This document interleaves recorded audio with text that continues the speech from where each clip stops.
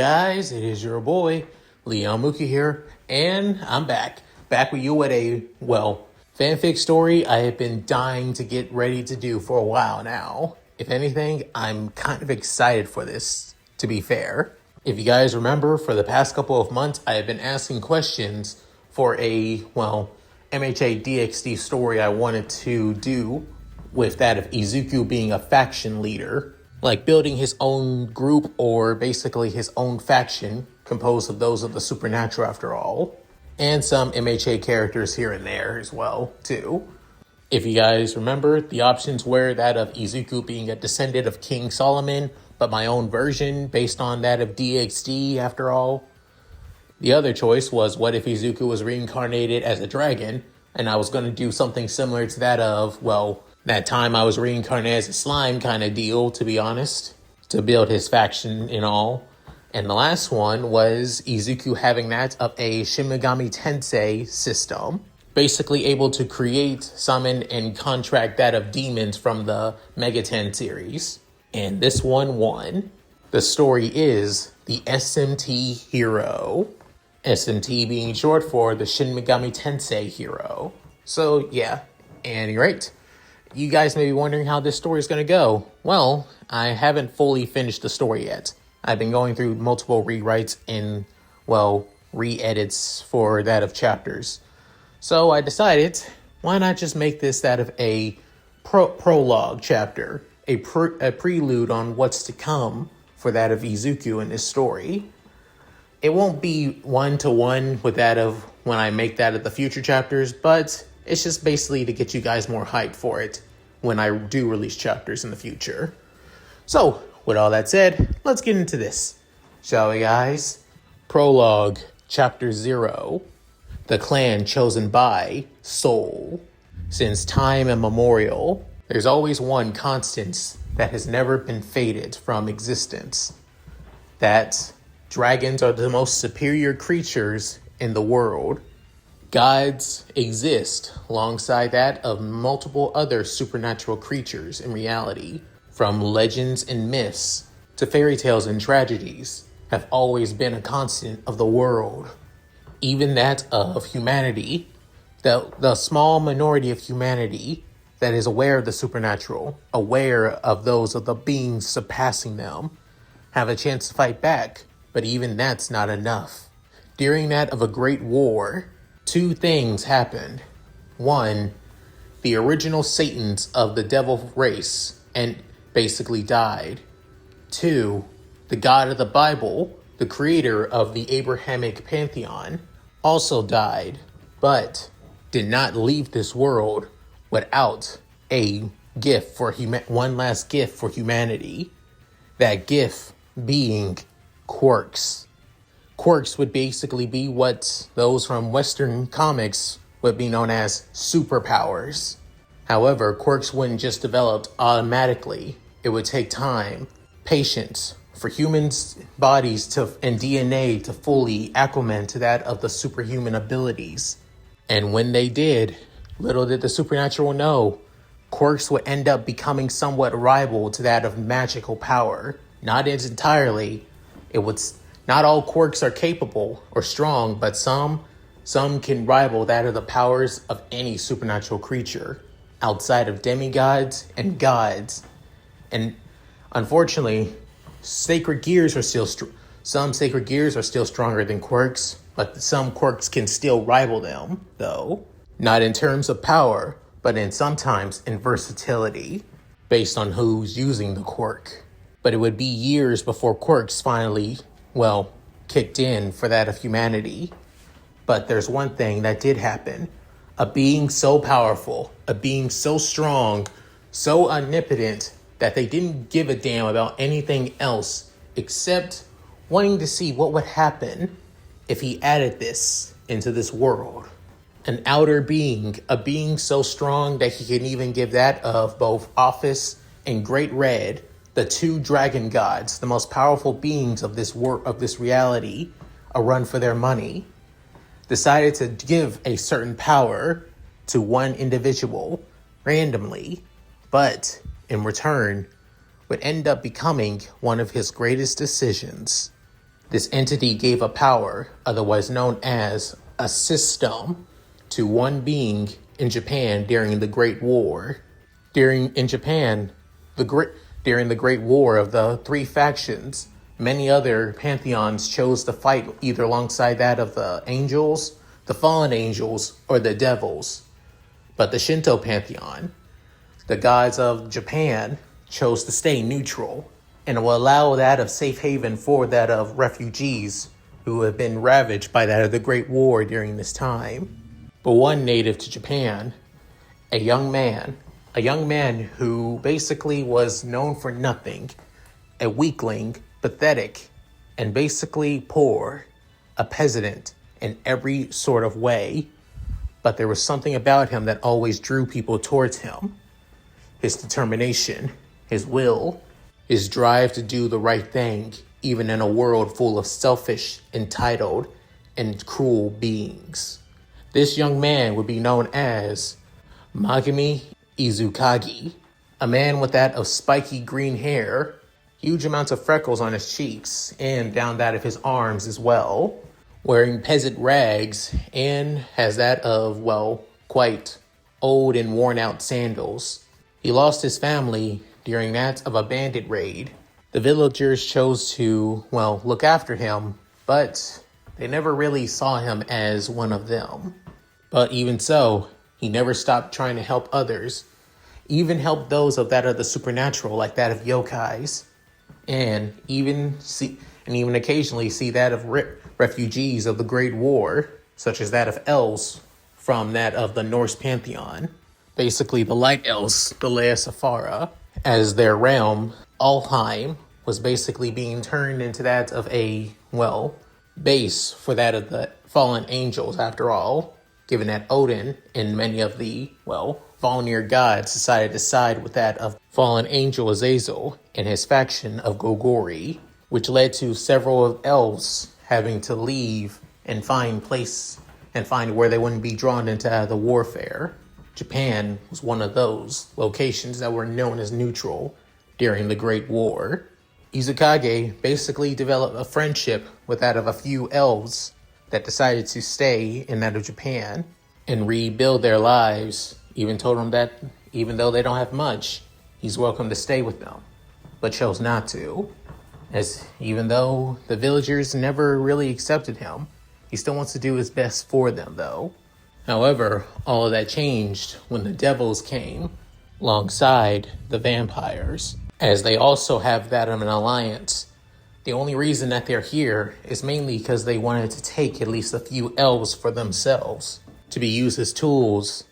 However, thanks to Izuken, they were able to escape, but nearly at the cost of his life, as the young man laying bleeding, bruised, and lying on an inch of his life. He wonders on why. Why do good people suffer while creatures like them, creatures who have the power to do what they please, make others suffer, and nothing wrong and nothing bad happens to them? Why? Why can I not have power of my own?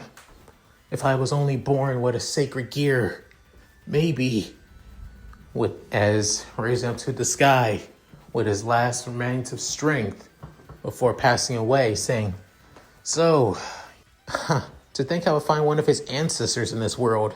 Man, this is really crazy. As the young Japanese man couldn't help but feel a little bit scared. Is he losing it? Is he hearing the words of the gods of the Shinto saying, "Bitch, dude, I would never be one of those godforsaken cowards. I am so much more." And besides, if you are basically related to somebody that I actually admire, maybe you would be I want to plan a little bit of an experiment and see how far I'm willing to take it. Say, Megami Izuken, how are you willing to make a little deal with me? And I'll give you power. Power beyond your wildest dreams, kid. With then man saying, I don't have any choice, don't I? It's either take it or I die, right? It's just like the words that many of the elders in the village always said. This is what happens when I make a deal with gods. With then saying, dude, I'm not a god. I'm just a regular dude with omnipotent power, just trying to do what I can to see how I can change the course of fate. That's all. As Izuken still wonders, what does he want and what kind of power would this be? It's saying, I gotta hear your choice first. You don't got much time, kid. As then the young man saying, I'll do it. As long as I can protect people, right? That's all that matters. What price I had to pay to make sure that others can be safe. Within the entity, even though that of the Japanese young man can't see it, he can tell that the entity is smiling, saying, you definitely are his ancestor. That's for damn sure. Well then, I entrust you with that of this system. As soon something begins to shift and change, before soon that of a screen appears saying, loading, installed. Megaten system now installed. As that of the young Japanese young man's wounds begin to heal, and all the blemishes and pain that he felt completely gone. Within, he takes one sharp breath before then looking at the screen saying, you are now the Megaten user. Accessing. Certain features are still restricted, will be unlocked as time goes on. With then saying, what is this? As saying, this is the Megaten system, kid. Megami Izuken, you are the first of this world who will be gaining a system. And from now on, I'll let you see how this system works. See for yourself, kid. Within saying, I like to see what an ancestor of Izuku Midoriya is capable of. With that, the entity fades, no longer hearing the voice, as Izuken looks back. But soon, the devils could feel a pressure coming behind them alongside the vampires, as they look at that of Izuken.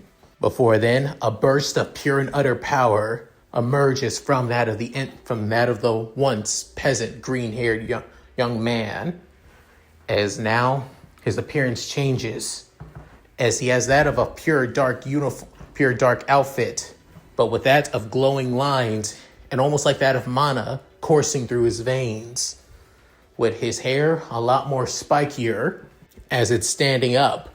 Before then, a mask materializes over his face, with his eyes glowing that of a piercing green.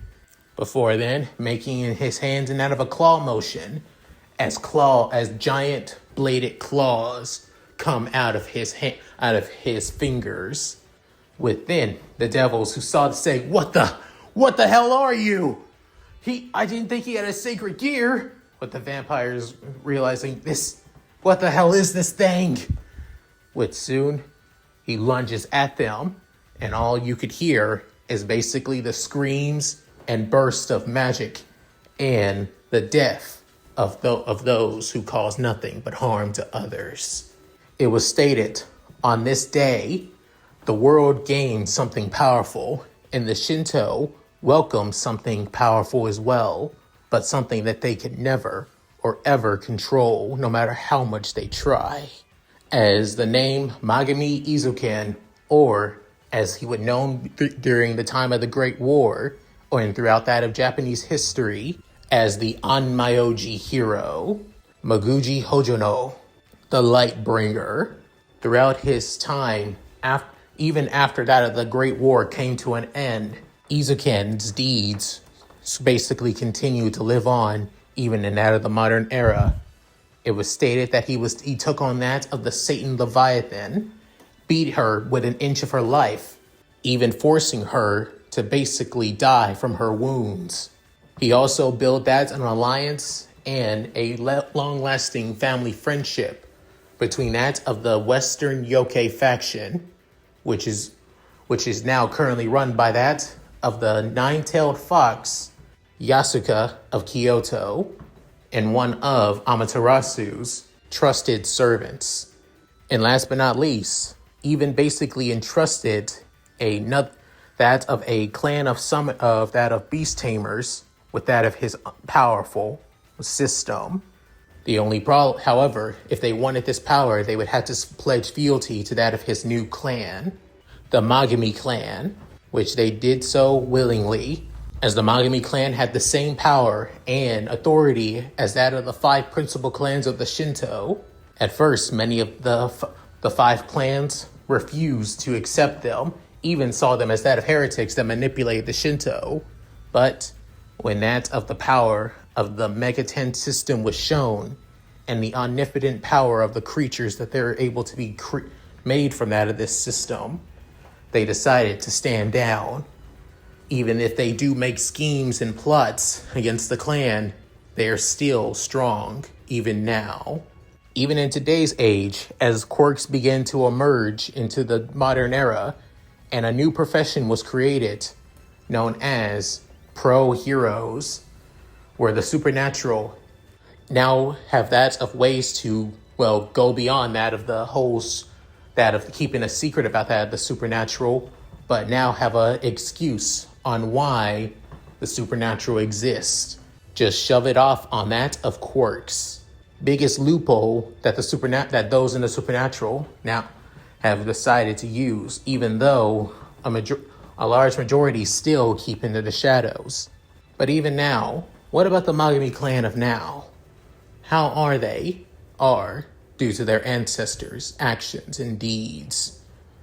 And that's of a large shrine, in where lies that of several figures.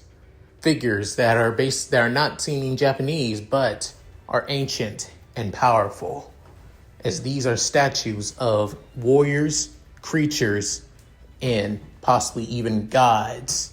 As several Onmyoji constantly speak that of a chant over and over and over again, as one Onmyoji basically stokes the flames with then, soon, that's when the same entity that gave that of Izuken the system saying, guess it's time again.